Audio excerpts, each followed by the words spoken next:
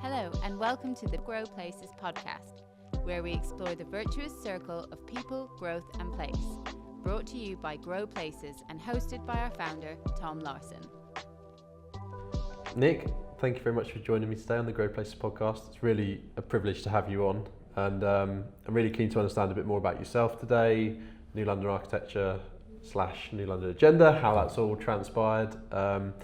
So why don't you give us a bit of an introduction to yourself? Well, good to speak to you. So my name's Nick McKeogh. I'm co-founder and Chief Executive of NLA. So I set up NLA just over 20 years ago, nearly 21 years ago with Peter Murray. And the purpose was then and always has been about how we create an organisation that brings together all of those that plan, design, fund, build and operate the built environment and engage them with all the communities that are influenced or should influence that process. Great. And how's that journey kind of over the 20 years, how's that evolved or changed? Have you always had that clarity around what you're doing? Or? I think, the core mission, if you like, of the idea of bringing people into a space, we had the big London models that we'd developed to use at the London stand at MIPIM, and they didn't have a home in London. So there was a sort of driving factor which said, we know that we can bring people together, but there isn't this space in London, and we'd been taking people together at MIPIM, and whether they be city leaders or developers or architects, construction companies, engineers and everyone else in the system, and they'd come together and sell themselves at MIPIM, and then we'd come back to London and all scuttle off to our corners, and these silos, it seemed to us, didn't really have a space to coexist and develop thinking together. They'd come together and be transactional on a project, or thinking about how they might drive investment or a planning project, but they didn't actually kind of come together and sort of have the conversations before the project, if I put it like that. But also there was no space where the people that are affected, Londoners, could actually also see what was planned for the city. When we set out, we just won the Olympic bid. It was 2005. There was a lot of excitement around London. You think back to those times, it's sort of the energy that was kind of growing around the opportunity. So there was all this kind of opportunity to bring people together, but it felt like often Londoners were not in that conversation. So to create a space which had the models, which was open to the public, as well as a place for professionals to meet. And then, the third angle of that is that actually politicians and leaders in the public sector, policy makers, also didn't really have an understanding, and there wasn't a place that you could come and have a sort of holistic conversation. So it was that idea which has been consistent, which is how do you put together a place, have a sort of independent, neutral place that everyone that's involved in city making can come together, understand the city better, understand what's planned, understand each other a bit better. And our kind of thesis was that if you can do that and you can create that space for conversation, then understanding starts to come in. You might not always get agreement, and people will have different views, but at least if they have an opportunity to understand each other and understand what's happening better, then the outcome is going to be improved ultimately for the people that live in the city, but also the people that are spending all their time trying to invest money or design things. So that's the thesis. I don't think that's changed. I think how we do it and our kind of sort of scope and range of people that we've engaged has certainly expanded. We started off in the building centre in Tottenham Court Road. It was a great place to sort of be host because it had a sort of history of gathering construction professionals, and they wanted public access and all that kind of stuff. But I guess I think I wrote a business plan to sort of get the initial 10 or so partners that helped fund NLA get set up. And I sort of wrote a business plan that sort of said within 1 year we'll do this, within 3 years we'll be doing all of this. I think after 20 years we're probably about 3 months into that, if I'm honest. So there's always more to do. So I think in some respects we haven't done some of the things that I imagine that we might do, and we imagine sort of incubator space and place for start-up and much more education facilities that sat around it. Obviously the cost of doing those things are a lot, and actually we're back in that space. We can talk about it, the sort of skills space, quite a lot at the moment. But so the sort of big ambition, but then I also look back at 20 years and I think, well, I never really believed that we'd create what is now a membership organisation with over 500 organisations across the public and private sector, that we'd be almost a civic institution that's got the ability to, you know, support the mayor to develop a London plan, or support boroughs to deliver investment, or you know, take delegations of architects and engineers and consultants from London and take them around the world and have conversations. So in some respects we've got a long way to go, and in other respects I think we've kind of managed to become, like I say, more of an institution, more sort of recognised than I could have possibly imagined, really. Yeah, I think you are, totally, and I think you're a kind of institution, a pillar of the city and of the industry. Obviously we're a kind of operator within the industry, a developer, regeneration company, but the NLA is more than only something for the built environment, isn't it? Or for the built environment industry, I should say. And you've kind of touched on some of that there. And, you know, we're sat here today, the models are just outside and people can come here, can't they, and take a look at them. And, you know, you may have students here, you may have visiting delegations, you might have practitioners, you've got your events.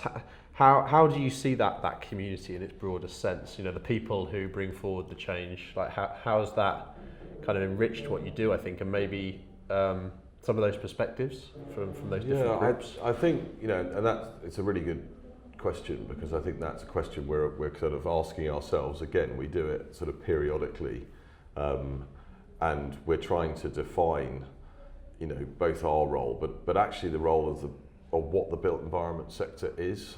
So yes, there's the sector, and we've done quite a lot of work recently around looking at the economic scale. So a piece of work we did with GLA Economics and LSE last year actually looked across the UK and said, well, actually these silos of these professionals that we kind of know in our membership are never defined as one sector. So financial services sort of clusters a set of institutions and organisations that are in one space, whereas in our world there's kind of developers over here and architects and planners and surveyors and engineers and construction companies, and they have their own trade associations, and they go to government with different ask, and they tell a different story to the public. And actually, so we sort of started by saying, well, let's think about the sector. So when you actually aggregate all of those professions, both public and private sector professions, it turns out that it's 25% of GVA of the economy. It's 2.7 times bigger than the financial services sector. It's 1 in 8 jobs, and we're also the largest exporter of goods and services as a single sector in the UK. So that's not understood. No, I didn't know any of those stats. That's amazing. At all. And in a sense, we need to do what the financial services industry did in the 1980s, or maybe the creative industries did in the 1990s, which is get government to understand that actually we provide not even the sort of the service to the key industries in the economy, but we are a key industry in the economy that drives jobs and drives growth and opportunity for people. So there's this kind of piece about the sector, which we've been doing a lot of work on, and in doing that, you then think about, as you said, that industry, because it's kind of foundational to everyone's daily lives, the way they work, the way they live, whether they're protected from flooding or climate risk, whether it's their school or their hospital or their home, that actually the built environment, not only is it a huge sector, but it's interwoven into so many people's lives in ways they don't really think about, and they approach it often through moments in time when, you know, a developer imposes a scheme as they see it in their local neighbourhood, or a construction company makes a lot of noise, or they kind of think about architecture as being this kind of, people that are designing, one-off funny shaped buildings in parts of the world, whereas actually, they are part of that industry, they're part of living and working in these spaces. So I know that's quite a kind of a big concept, but it's trying to say, well, okay, as an institution, how do we make sure that everyone that the built environment industry affects feels like they have an opportunity to have a part of that conversation around how their city, how their place, how their school, how their hospital, changes. So I think that's really a challenge that we're always trying to address and realise that it's the conversations between different people at different times, and it's not always appropriate to sort of bring a community group into a kind of conference around, the complexities of planning. But there are moments where you can celebrate a place and have people who wouldn't normally talk to each other come and sort of talk about where they live, or talk about where they work, or talk about what they want to see in the future, and create some common ground and allow things to sort of happen as a result of it. And we talk, our kind of mission is to kind of improve quality of life, and we talk about doing that through this idea of place growth and cities changing, places growing, doing that, in a way that is positive about change, but is also respectful about where those places are today, and tries to learn from them. And I know you talk about, like, together we shape better cities, and kind of your sort of take on a similar set of ideas there. So how do you think we do actually go about that then? Like, if you were to sort of bring your learnings down to a kind of a practical level, whether it's through policy or your work, I don't know how you take that question, but how do you think we shape better cities together? I think that kind of gets to the nub of it, and I know that's something that you're interested in working out, and I think we're all working out how we do that better. And I think for us, you've got to start with people. So fundamentally, places don't exist. People, without people, cities don't exist. So you've got to start with people. And if you're going to grow a place or create a development or think about what it is, you've got to start with the people, and you've got to understand who's there, why they're there, what they believe in, what they care about, and what their ambition is. Because actually what's interesting when you get people from any part of London or any city in the world is they're passionate about, even if they live in a really challenging environment, it's their home, it's kind of place they know, people like what they know. So you've got to get into people as being the absolute starting point of any of these conversations. So I think you start with people, and you've got to talk to people. I think then you've got to think about place. So you've got to take, well, okay, because of these people, this place exists, and there will always be history in somewhere like London, and in most sort of advanced cities. We're not talking about a sort of a piece of a desert that we're trying to imagine a new place, even though you would still start with people and then say what's the place they want. But I think the place is really important, and the history and heritage of that place is created by those people, but it's also created form and things that people enjoy, and spaces people cherish, and lots of parts of it. So I think you then have to think about the place and you have to start imagining and having conversations about that place, and thinking about that not in a singular way, not in a, well, what would I design this to be, but you have to think about that place in terms of, yes, its form, but also the economics of that place, and how you make that place grow and be successful within the context of the people and its context of the place.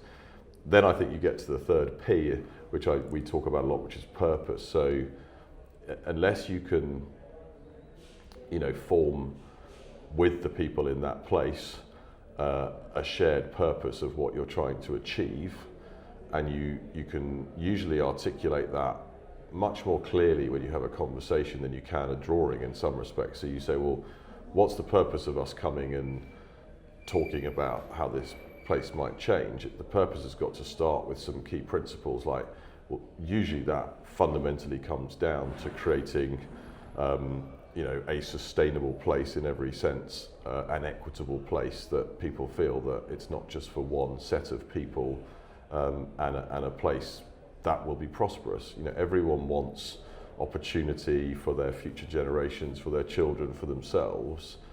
Everyone wants prosperity, and that doesn't necessarily mean economic prosperity. I think that in our sense, that's just how is it successful. So if you can start to coalesce around purpose, you can normally make sure that lots of people, whether that's a politician, whether that's a community group, whether that's the person that might invest in that place, to sort of agree some principles. Now, that sounds very straightforward. That is extremely complex, because you've got a lot of people whose view of what the output of what I've just described is very different. But I think you've got to start. And so I think, when we think about our role, we represent, both public and private sector. We try and represent lots of different communities and give them a voice. Is we start with people. We think about the place that's London, or the specific area that we're talking about, and then we have sort of developed a sort of way of thinking about the purpose of a place. You mentioned the New London Agenda. It's kind of our way of articulating that sort of set of values that we believe underpin successful placemaking, for want of a better word, successful development, successful city making, which sort of does this how, why, what kind of version of placemaking that generally most people would agree from their own perspective is what their outcome they want. Now you've got to get to, well, what's the common ground, going back to my point, that actually everyone can agree on, because it doesn't matter that people have different views about that. What matters is they understand why different people come from different places, and that somehow there's a sort of consistency of what people want the outcome to be. Yeah, great. And how have you seen that received internationally? Because you are you're a landing spot, aren't you, for people, institutions, other cities coming to look at London to learn from that agenda, should we call it? Yeah, well, I think the other component, if you like, is London for us. And London is this amazing, diverse, successful city that survived, millennia and reinvented itself and created new things. And that's driven by London as being a place which people have come and landed in, emigrated to, come to, and created all sorts of diversity and complexity and interest, and that's its success. Now, because London is such a successful city, even though when we're in it sometimes we don't think so, most parts of the world are interested in understanding, visiting, experiencing, and a lot of people will have connections to London because of that diversity of population and its openness to that. So we're very fortunate with models of London and galleries of London and being in London that all sorts of people want to come and learn about London and understand why we did it. Now these are city mayors, these are architectural enthusiasts, these are planning departments from every corner of the earth. And over the last 20 years, we've built really good relationships with people that come back repeatedly from different parts of the world, and they want to learn from London. But what we've learned always along that process is every single one of those people that come from another part of the city adds to our understanding of what we could do and what we could be in London, because they're all facing similar challenges, they're all living in different ways that we can learn from. And just as London has become rich through the different communities and people that have travelled and sort of given to it food and language and culture, we can do that in the built environment. And it's a really important thing for us that it goes beyond here and this place, but it's about London's connectivity. And London is this extraordinarily connected city, both through people and commerce and finance, but also skills. As I said earlier, the built environment exports more than any other. You can go to almost any city in the world, and you can trace back either a British person or business that has designed or engineered or helped plan, or at least the regulations they've used on the sort of measuring or planning or designing of their places will trace back to London somewhere. So that connectivity is really important, but that connection between conversations, not just between the people in the places in London, but other cities, I think is something that we think is an important role we can play as well. Yeah, awesome. And so how do you kind of set the agenda then at any one time? Because I know you have your different councils, that your different groups, and how much of that is you sort of listening and feeling what's going on and sort of actively doing that? How much of it is sort of a bit more bottom up? Like, do you have a sense of that? So yeah, it's a really good question. I think leadership's important. So we do understand we have a role because we represent and we convene people, and we think about this and we're gaining knowledge. And I think it's important to us to understand that leadership is an important thing. But I think when we started out, we sort of thought, well, we need to kind of be the thinkers, we need to be the kind of the doers, the like, this is the way, follow us. And I think what we've really realised, over the last maybe only 5 or so years, as we've sort of, maybe we were sitting in our bedrooms in COVID, really thinking about what we're doing, but said, actually, hang on a second, it's the people and it's the organisations in our community that they're all leaders, and somehow our leadership is in convening and connecting them. So what we're kind of using as a term is sort of systems leadership is what's needed for us as an organisation, in the sense that the ideas, the thinking comes from lots of sources, and when you can collate that together and work together, then you get a better outcome. You can see the thesis around that, but I think that's really important, not just as us as a representative institution for the built environment, but I think it's really important when we think about those that are leading a borough or a place or a development, is there is no one singular genius person, individual, maybe in the past often a white male, that has a great idea that everyone should follow. It's not the way great places are made. Places need system leadership. They need a collaboration between the actors. It needs someone to convene them. It needs, I think developers have moved from being the sort of, we're the money, we come in, we buy a plot, we have a vision, we build it. Developers have become much more the system leaders of saying, we've got to engage a community, understand the needs of the leadership of the politicians. We've got to understand the political context and what's driving. We need to understand the needs of the community. We need to gather the best design skills, the best technical skills to deal with climate. We need to, be able to have, the right people to build the quality of product at the end of the day. Like, that systems leadership is development, and it's no different in a sense to what we're trying to do as an institution. So I think that understanding has come that no one person creates a city, certainly not a successful city.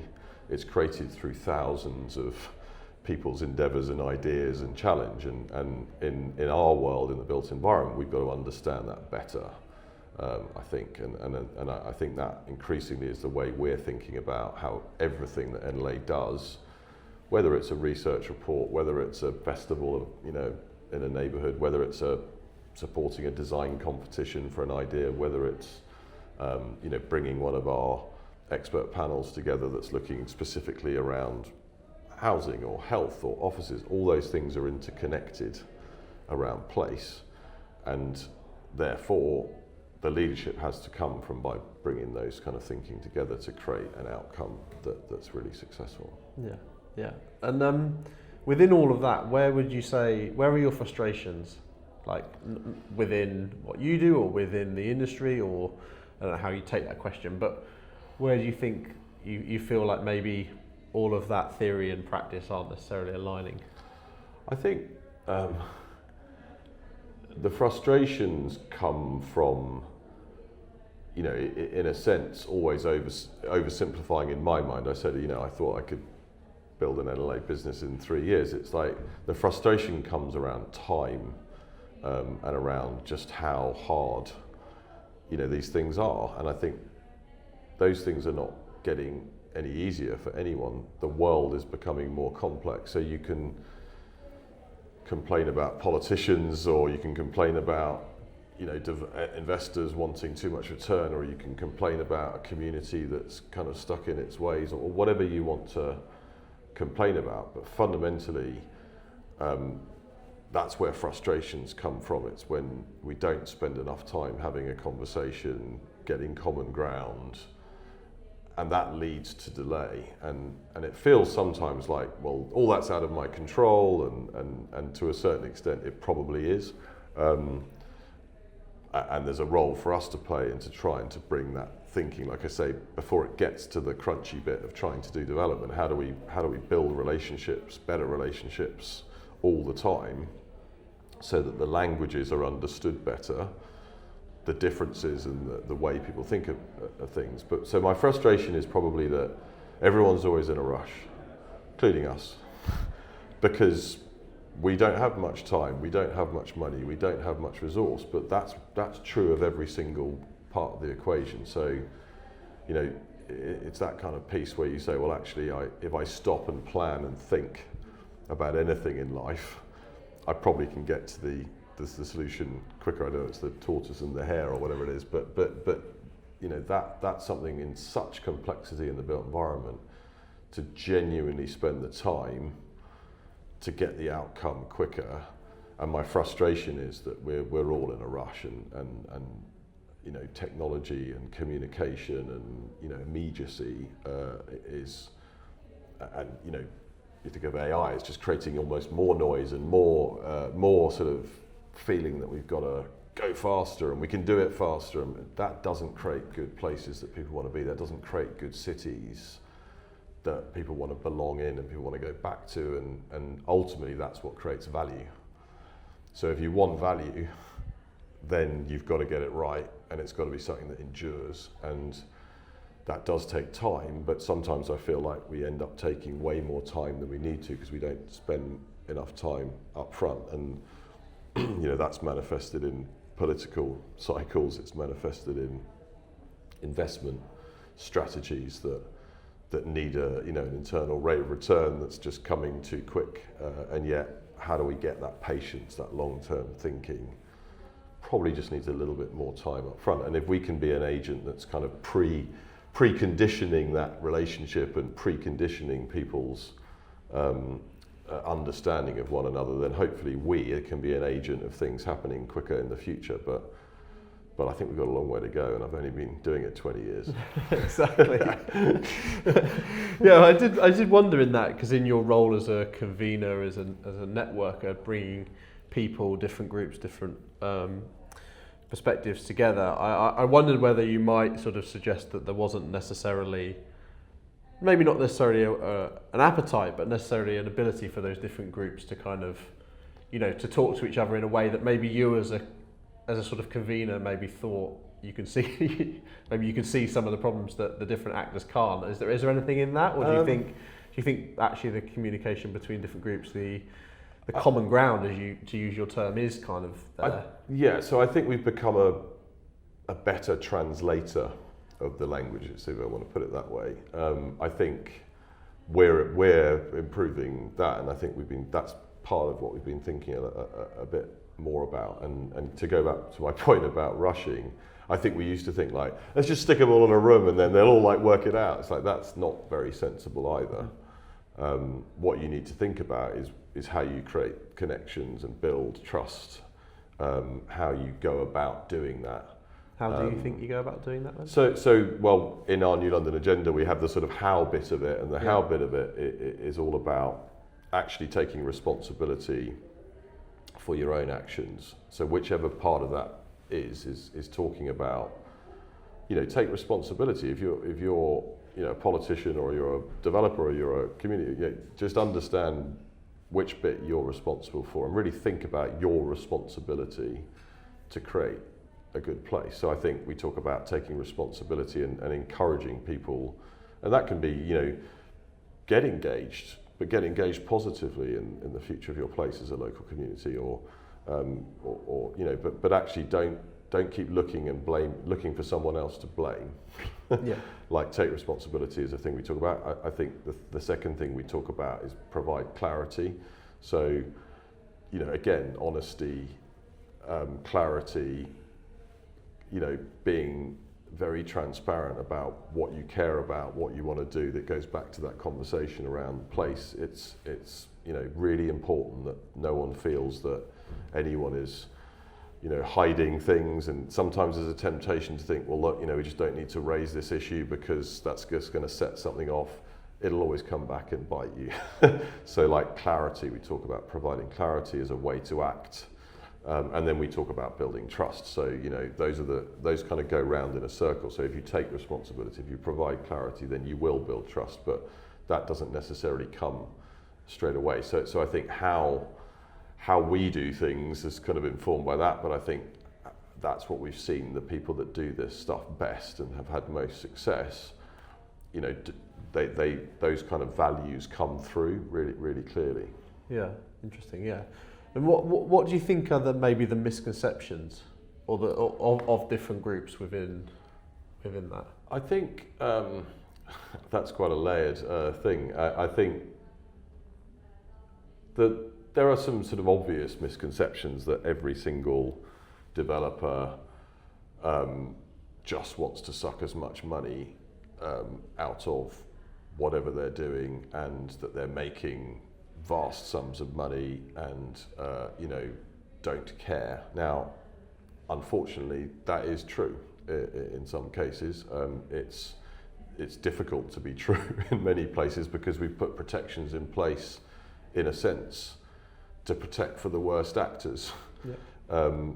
But the reality, in my view, is that the vast majority of what we might call sort of established, sophisticated developers, investors in London and the world, actually, they have to, they're running a business, they're deploying capital. Often that capital is pensions for people's lives, right? So they have to look after the money that they're investing, and therefore they have to make a return. Now, making a return, a reasonable return on a reasonable risk, is important. Now, there's a misconception, I think, a lot that's not the case. I think there's a misconception that all architects just want form over function, or that they don't really care about the people, they care about the object. Now, I don't think that's true either, and I think that's even in the industry you get a different form. There's a perception that the construction industry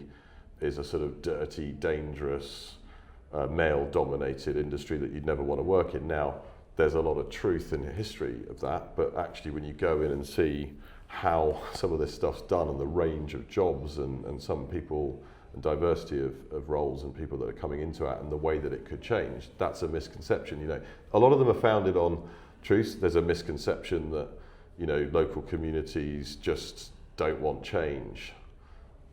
I mean, I that's the one I just feel like, yes, people don't like change for change's sake. People want opportunity. People want, improvement to their quality of life. You've just got to find the common ground, which says that you can work together to create that, or bring new people into that community that will add to their lives, not take away from them, and make sure you provide something. There's misconceptions that politicians are only interested in themselves and can't think long term. Actually, there's an awful lot of political leaders that care quite passionately about protecting things, and they are voted in, and they have to listen to communities. So there's all sorts of misconceptions. I'd say. I think the biggest misconception is that no one understands that the built environment is one thing, one ecosystem, one set of systems and people that are actually all trying to do the same thing and working together. So that's my big one, obviously, that we're talking about a lot at the moment. But yeah, lots of misconceptions caused by silos, and where technology should provide, you would imagine, sort of an ability to communicate more easily, and ironically through social media it tends to create more silos where people are able to feed a single view to a large number of people and do that quite effectively.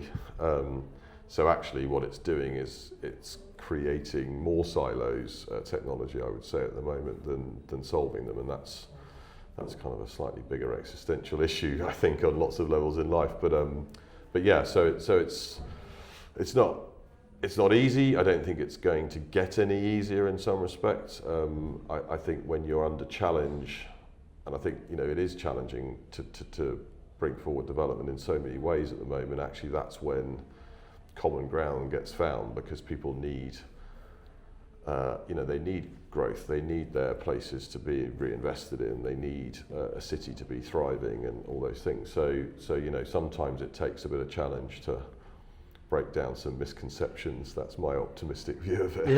Yeah, no, totally. And then if you're thinking optimistically then about the next, 10, 15, 20 years of NLA, of London, of cities, and you think about your business plan that you had on your piece of paper all those years ago, that purpose, I think, comes across really clearly in what you do and the way you talk about this. For you personally then, you think about maybe that last 20 years and the next, like with NLA at the heart of that for you. How has that all come about for you personally, and where do you see that going in the future? So I got into this because my father owned an architectural model making business and was going through a very tough time in the early 90s in a very deep recession with lots of people losing their homes. And I'd gone up as a kid to quite an exciting workshop with people building things. But at that time, he things were bad. He didn't have any work. He decided to keep his model makers employed because they're quite difficult to retrain and re-find, and he built a model of the City of London to sort of keep them busy, because he had this idea that if he built this model he could hire it out for planning committees, and if he got the planning model he could do the sales model. But having built this model, the City of London, Michael Cassidy, who was the planning chair I think at the time, the leader of the council, said, forget planning, like we need to use this to have a conversation about how we're going to transform the city and modernise the city, build what we need. And I was, literally on my sort of school holiday, sort of moving the model into a room and seeing Norman Foster and Richard Rogers and Stuart Lipton and Michael Cassidy and people standing around this model talking about the city, and I just thought, wow, this is it, this is really cool, this is like even cooler than the model. So I was inspired to come in to do what I do now, and I think I as a result I've done nothing since but try and sort of do that better. I think I've got a long way to go. We've always, because it was a sort of family business, it's been something that we've never really thought about, it's a 6-year plan to sell, or it's just this idea that we're just trying to achieve. So, I don't think there's a sort of obvious, like, where's my exit, or what am I doing in a sort of business sense. But I turned 50 a few years ago, and you do think, well, gosh, sadly my father passed away, and you stop and you think about a few things, and you think, well, actually, what do I really want to do? I want to make sure we've established something that's sustainable beyond me having a passion about what we do. I've fortunately got an amazing group of people that have, sort of formed around me that have a sort of common view as well. And so I sort of think, when I look maybe the next 20 years, if I've probably got, most people will have to keep working, I certainly probably will. That actually, if we can really refine and do everything that I set out in my sort of first 3 years and create a London centre that genuinely does have, everything from young people being inspired about their ability to get involved in the future of the city, to find jobs for people from all over the world to come and be part of the conversation, for businesses to be grown and form around it, for skills to be retrained, as a space, then and to know that it's sustainable and can be around as an institution, that will never go away, then I'll be pretty happy.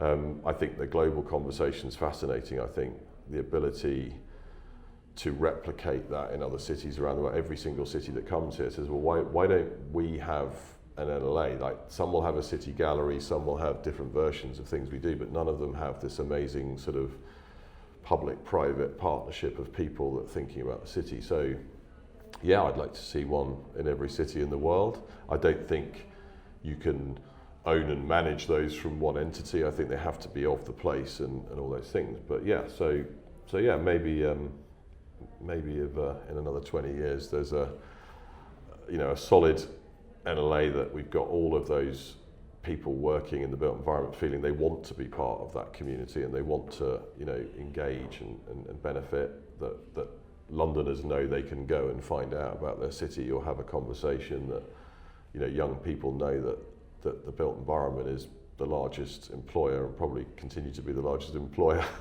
into the future, with amazing different opportunities of different skill sets that we need to shape the world around us, and that's a network of centres around the world. It's a small ambition, you can see you laughing at me, but you could see that being quite a powerful thing, and I think if we could do that and we can get that knowledge sharing and people connection, then I think we'll probably play quite a big part in making successful cities into the future. Yeah, absolutely, and it's amazing that that business plan, as you say, doesn't go back 20 years, it goes back 40 or younger, and maybe just to finish then, like if you were to think back maybe to you when you were looking around those models as a young boy, or you think about some of the kids who come in here and they get off their phones and they experience that model, that moment, like how do you think that kind of that sort of inspiration, that sense of doing something, how do you think about that for